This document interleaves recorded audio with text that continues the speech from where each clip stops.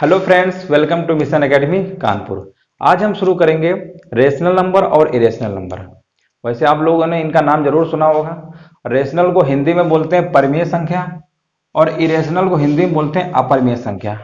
ठीक है, इससे सवाल बहुत सारे पूछे जाते हैं। अगर हमको परिभाषा अच्छे से पता है या इनके बारे में जानकारी सही से है तभी हम सवाल कर पाते हैं। तो आज इन सभी सवालों को अच्छे से हम लोग देखेंगे। और जो लोग चैनल में पहली बार विजिट किए हुए हैं वो प्लीज चैनल को सब्सक्राइब करके अपना सपोर्ट जरूर दें। अगर वीडियो अच्छा लगता है तो लाइक शेयर करना बिल्कुल ना भूलें। चलिए दोस्तों शुरू करते हैं। परिमेय संख्या की परिभाषा आप लोगों ने बुकों में पढ़ा होगा।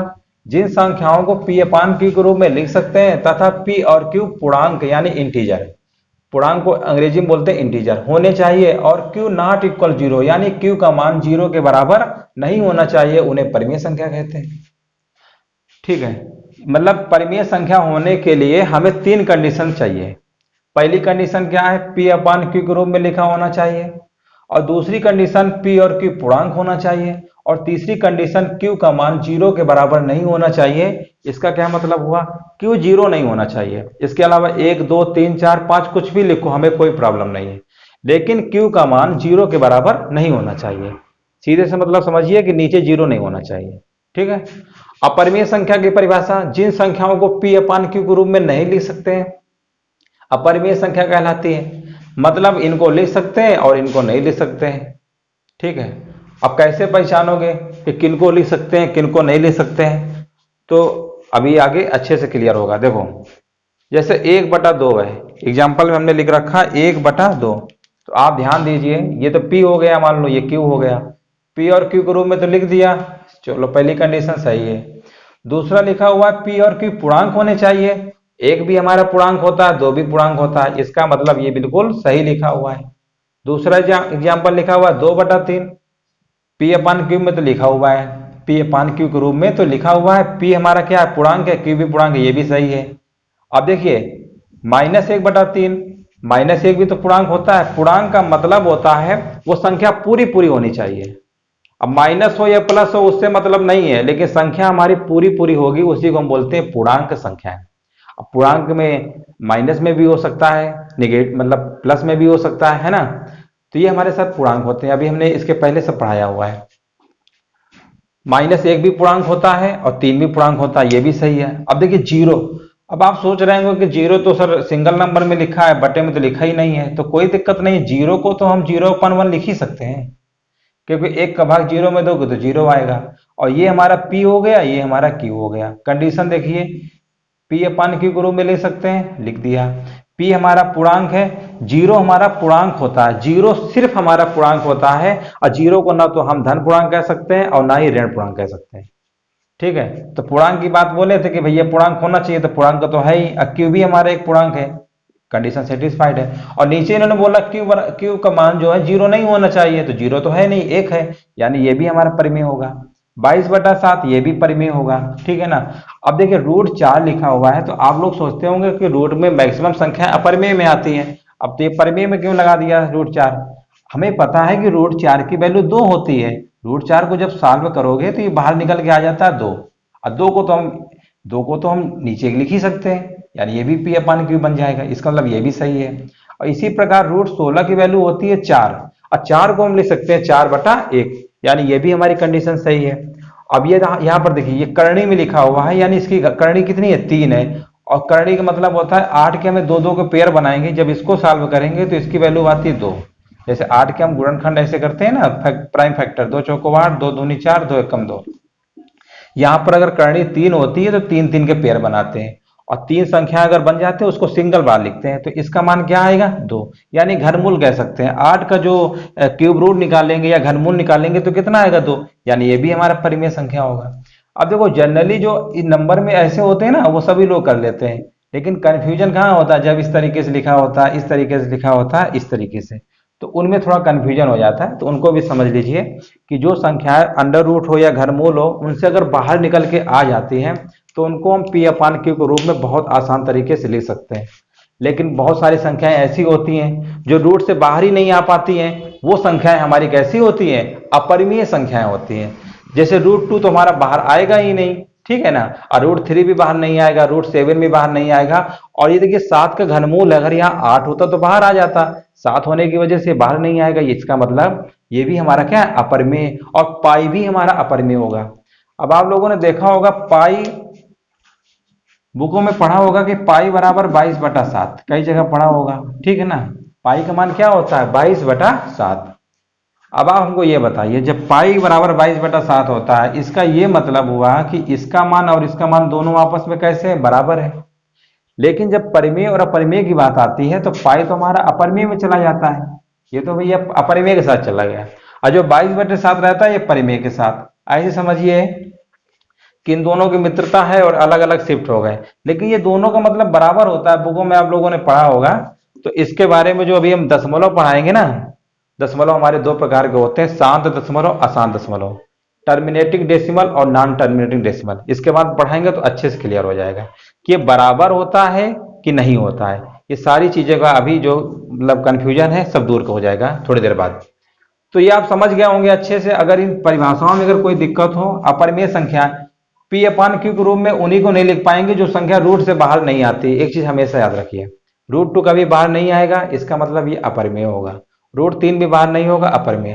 तो सीधे से याद रखिए, परिमेय परिमेय संख्या जो संख्या P/Q के रूप में ले सकते हैं परिमेय होता है, और जिनको P/Q के रूप में नहीं ले सकते अपरिमेय होता है। चलिए समझ गए होंगे। अभी कुछ और इसकी जो परिमेय और परिमेय की जो प्रॉपर्टी है जिससे सवाल बनते हैं उनको भी देख लेते हैं, ठीक है। समझ गए होंगे आप सभी लोग। चलिए परिमेय और अपरिमेय से सवाल कैसे बनते हैं उनको समझ लेते हैं, ठीक है। अब देखो, स्पेशल पॉइंट टू रिमेंबर, कुछ हमने पॉइंट लिखे रखे हैं, इनको इंपॉर्टेंट है, उनको याद कर लीजिएगा।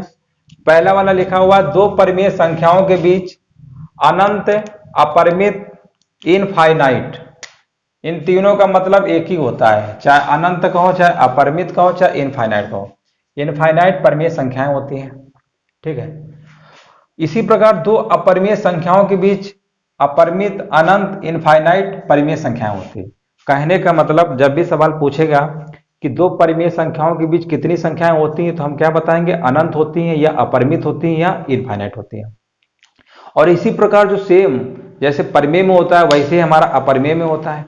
अगर अपरिमेय में पूछता है कि दो अपरिमेय संख्याओं के बीच कितनी संख्याएं होती हैं, तो हम सीधे बोलेंगे अपरिमित, जिनको हम काउंट नहीं कर सकते हैं, अनंत होती हैं, ठीक है। कंफ्यूज मत रहिएगा, जब भी सवाल अगर आए, ये तो परिमेय में पूछेगा, ये तो अपरिमेय, दोनों में दोनों आंसर सेम होगा। परिमेय में भी अनंत होता है, अपरिमित होता है, और अपरिमेय में भी अनंत होता है, ठीक है। और जो तीन हमने ये बॉक्स टाइप के बना रखे हैं ना, इनसे सवाल बहुत बनते हैं, और ये सवाल बहुत सारे लोग गलत भी कर देते हैं। यहां तक तो चलो सही कर देते हैं, इसमें बहुत गलती करते हैं, इस वाले बॉक्स में। चलो उनको अच्छे से समझ लेते हैं। सवाल ऐसे पूछेगा कि दो परिमेय संख्याओं का योगफल हमेशा होगा, दो परिमेय संख्याओं का योगफल हमेशा होगा। तो आप देखिए, परिमेय संख्या मान लीजिए पहली ये दूसरी है, इन दोनों को जोड़ोगे तो रिजल्ट क्या आएगा, परिमेय आएगा। इसी प्रकार दो परिमेय संख्याओं का जो अंतर होगा वो भी परिमेय होता है। आप चाहो तो इनको लैंग्वेज में लिख सकते हैं, दो परिमेय संख्याओं का योगफल हमेशा परिमेय संख्या होता है, दो परिमेय संख्याओं का अंतर हमेशा परिमेय संख्या होता है, दो परिमेय संख्याओं का गुणनफल हमेशा परिमेय संख्या होता है। अगर एक परिमेय संख्या में से दूसरी परिमेय संख्या से भाग दिया जाए तो भी परिमेय संख्या हमारा रिजल्ट आता है। आप कह रहे होंगे सर ये कैसे होता है, तो एक एग्जाम्पल देख के समझा देते हैं ताकि अच्छे से क्लियर हो जाए। ये तो थ्योरेटिकल है, होता है, लेकिन क्यों होता है वो भी समझ लो। अब जैसे एक परिमेय है दूसरी परिमेय है, आप समझिए थोड़ा ध्यान से, कि मान लो 2/3 क्या है, परिमेय होता है, और 4/3 भी हमारा परिमेय होता है। इन दोनों को जोड़ोगे तो देखिए हर वाली संख्या बराबर है, तो इसको एक ही बार लिखेंगे और 2 4 जोड़ देंगे 6, 6/3, 6/3 को और सॉल्व करोगे तो 2 आ गया। तो आपने क्या देखा कि इस संख्या को हमने परिमेय में लिख दिया। यानी कभी भी जब दो परिमेय संख्याओं को जोड़ोगे तो हमेशा जो उसका रिजल्ट आता है वो परिमेय ही आता है। इस चीज को हमेशा याद रखिए, हमेशा आएगा। और इसी प्रकार जब घटाओगे तो भी परिमेय आएगा, गुणा करोगे तो भी आएगा, भाग दोगे तो परिमेय आएगा, ठीक है। ये तो कंडीशन सभी लोगों को पता है, ऐसा होता है, और आप देख भी रहे हैं।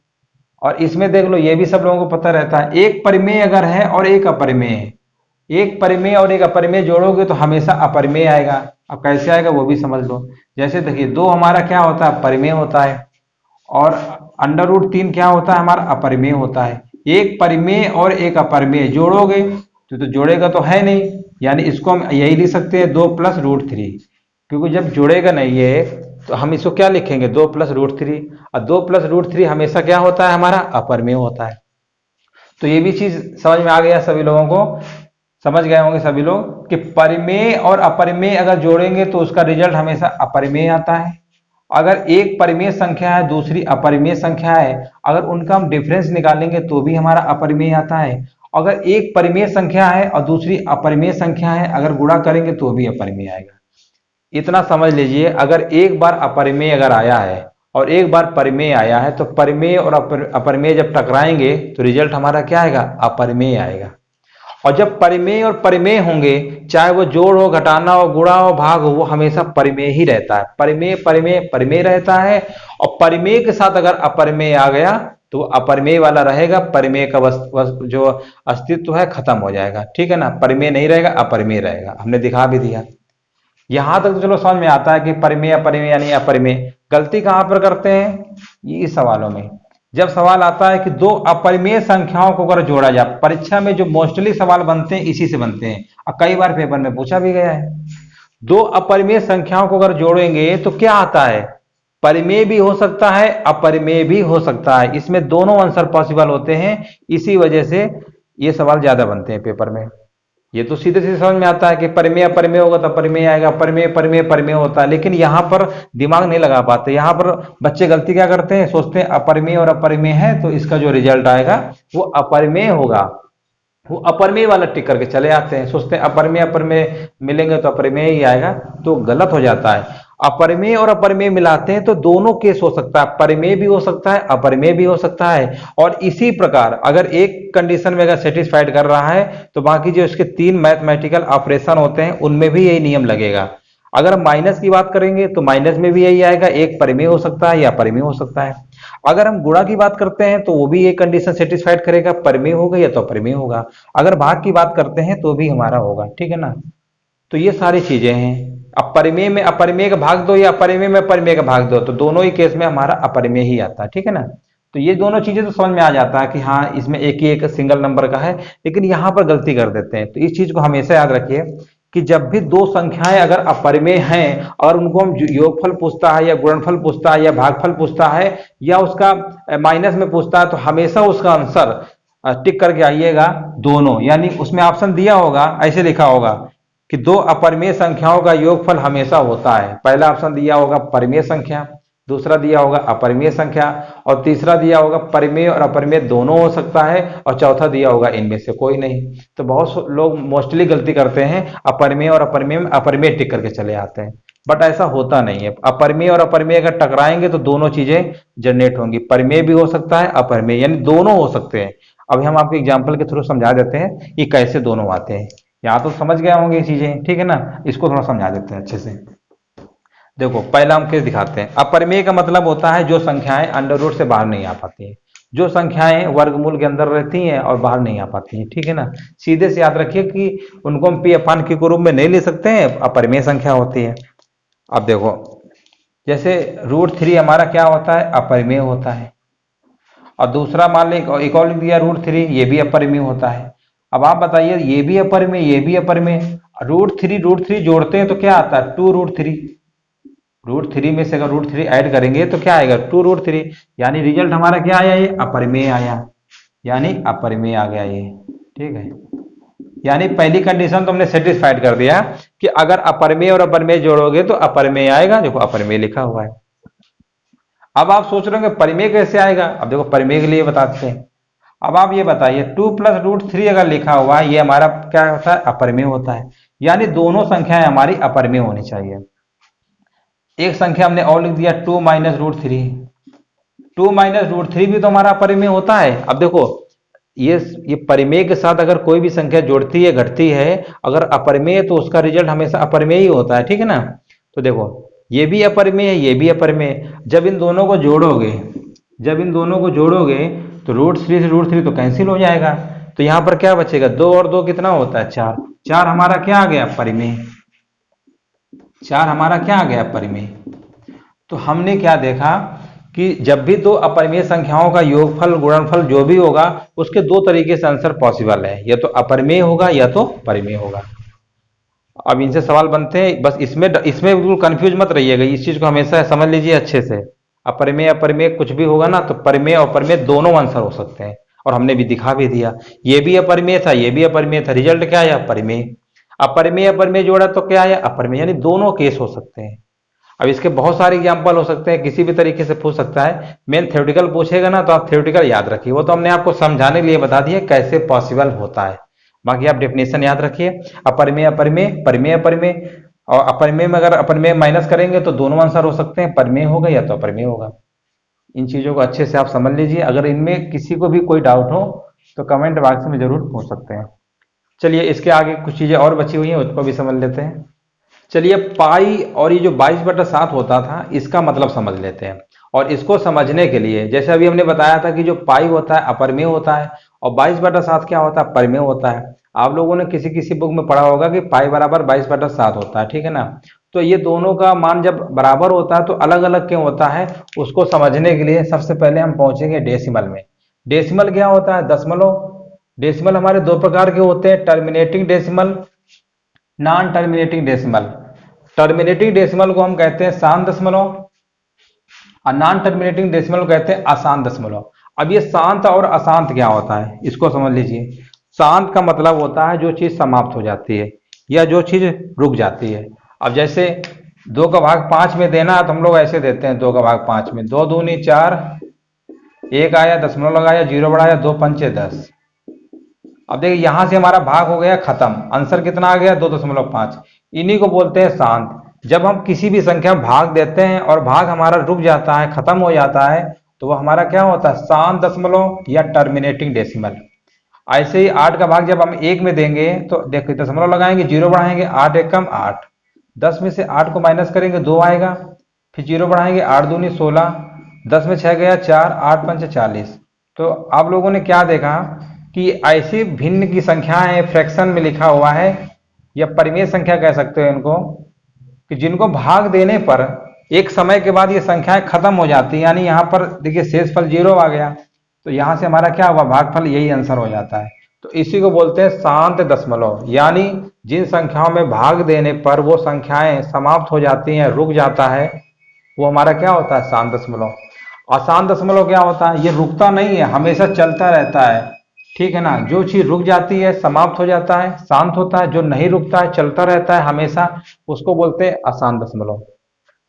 जैसे 1/3 लिखा हुआ है, 1/3, 3 का भाग जब हम 1 में देते हैं तो दशमलव लगाएंगे, 0 बढ़ाएंगे, 3 त्रिका 9, 10 में से 9 माइनस करेंगे तो 1 आएगा, दशमलव तो लगाइए, फिर 0 बढ़ाएंगे, 3 त्रिका 9, फिर आएगा 1, फिर 3 त्रिका 9, ठीक है ना।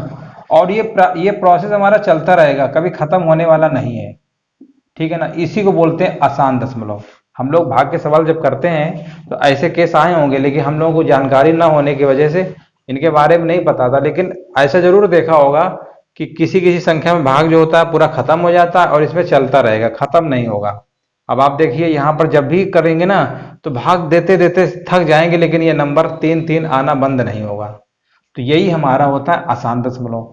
जब 1/6 यानी 6 का भाग जब हम 1 में देंगे, दशमलव लगाएंगे, 0 बढ़ाएंगे, 6 एकम 6, 10 में 6 करेंगे 4 आएगा, 6 छरंग 36, 36 आएगा। इसके बाद 10 में 6 माइनस करेंगे तो 4 आएगा, यानी 4, फिर आएगा 36। और इस तरीके से ये भी चलता रहेगा, बार बार 6 6 रिपीट करता रहेगा, ठीक है ना। तो अशांत दशमलव और शांत दशमलव का मतलब समझ गए होंगे। जो रुकता नहीं है, चलता रहता है, उनको बोलते हैं अशांत है। और इसमें देखिए ध्यान दीजिए, एक चीज आप देख रहे हैं यहाँ पर, एक के बाद 6 6 6 6 बार बार आता रहेगा आता रहेगा, तो इसको बोलते हैं रिपीटिंग। रिपीटिंग यानी रिकरिंग, रिकरिंग रिपीटिंग दोनों का मतलब एक ही होता है, और हिंदी में बोलते हैं आवर्ती।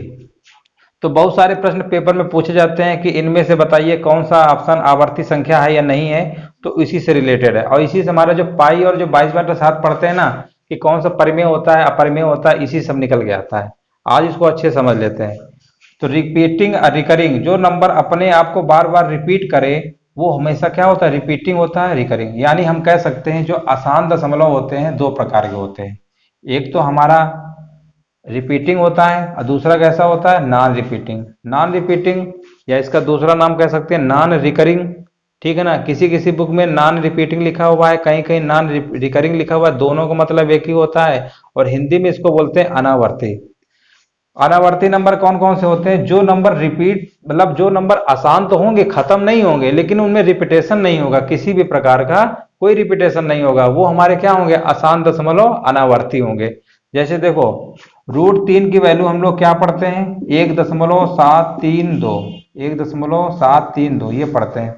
जबकि रियलिटी में इतनी वैल्यू होती नहीं है, इसके आगे और भी होता है। मान लो अपने मन से लिख दे रहे हैं ऐसे, इस तरीके से होता है, ठीक है। और ये चलता रहता है।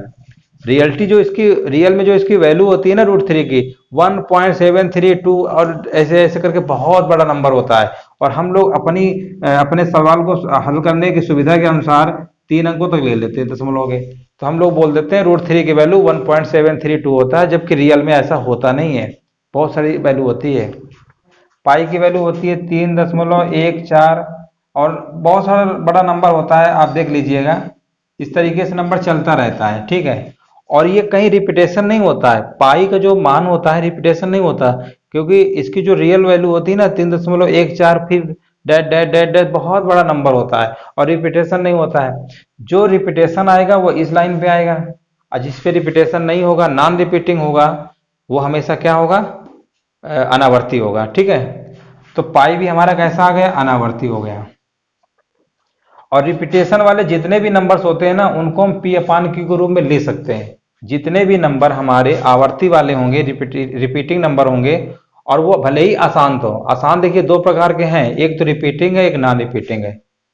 तो रिपीटिंग वाला जो भी नंबर आएगा ना, उसको हम P/Q के रूप में लिख सकते हैं, P/Q के रूप में लिख सकते हैं, ये चीज हमेशा याद रखिए। तो जैसे हमने 22/7 है, अब देखिए 22/7 की केस कहानी समझ लो क्या है। 7 का भाग जब हम 22 में देते हैं ना, तो इसका जो भागफल आता है 14, 28, 57, और फिर से आएगा यही 14, 28, 57। आप भाग दे के देखिए घर पे, ये खत्म तो नहीं होगा, लेकिन इसका 14, 28, 57, 14, 28, 57, फिर से हमारा यही आएगा 14, 28, 57, 14, 28, 57। और इस तरीके से जो हमारा पाई होता है, पाई में क्या होता है ना, इसका जब भाग दोगे 7 का भाग 22 में, ठीक है ना, जब 7 का भाग 22 में हम देते हैं, इस तरीके से देंगे, तो यहाँ पर 14, 28, 57, 14, 28, 57 इस तरीके से रिपीट करता रहेगा, ठीक है। तो एक चीज हमेशा याद रखिए, जिन नंबरों में रिपीटेशन होता है ना, उनको हम परिमेय संख्या कह सकते हैं। देखिए ये वाला तो पूरा परिमेय होता ही है, ये वाला क्या है, परिमेय में आता ही है। और अब परिमेय में क्या क्या हो सकता है, परिमेय में हमारा नॉन टर्मिनेटिंग यानी आसान दशमलव, और रिपीटिंग यानी हम ये भी कह सकते हैं, इस तरीके से समझ लीजिए थोड़ा सा। परिमेय संख्या को हम और लिख सकते हैं अच्छे से, परिमेय संख्या की एक कंडीशन और लिख के इसमें आती है, उसको भी समझ लीजिए। ये हमने लिखा है परिमेय संख्या,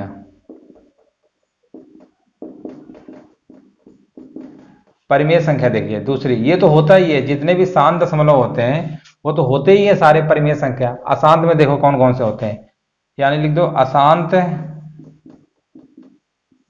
अशांत दशमलव, अशांत दशमलव आवर्ती। अशांत दशमलव आवर्ती कैसे होती हैं, परिमेय संख्या होती हैं। अब परिमेय संख्या हमारी क्या होगी, इससे परिभाषा निकल के आएगी। अब परिमेय संख्या की अशांत दशमलव, अशांत दशमलव अनावर्ती, अनावर्ती, ठीक है।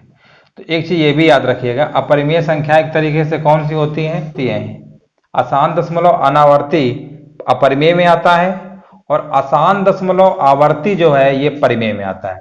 तो कभी अगर क्वेश्चन पूछता है ना, और ये जो हमारा जो पाई होता है ना, पाई हमारा किस में आता है, अशांत अनावर्ती में आता है, और जो 22/7 हमारा होता है वो किस में आता है, आसान तो होता है, रुकता तो है नहीं, भाग देते रहते हैं 22 का, लेकिन यहाँ पर आवर्ती यानी रिपीटिंग आता है, इसलिए हमारा कैसा होता है, परिमेय में आता है। और जो पाई हमारा होता है अशांत होता है, अनावर्ती होता है। और जितनी भी संख्याएं हमारी अनावर्ती में आती हैं वो कभी परिमेय हो ही नहीं सकती हैं, हमेशा याद रखिए। अनावर्ती जितनी भी संख्याएं होंगी वो हमेशा किस में आता है, अपरिमेय संख्या में आता है। तो कभी कभी प्रश्न पूछ लेता है, अगर ज्यादा डीपली पूछेगा ना तो ये चीज भी याद रखिए, आसान दशमलव आवर्ती। और देखो शांत वाली जितनी वो परिमेय पहले से ही होता है, जितनी भी शांत संख्या है वो भी परिमेय में होता है, ठीक है, वो भी याद रखिए।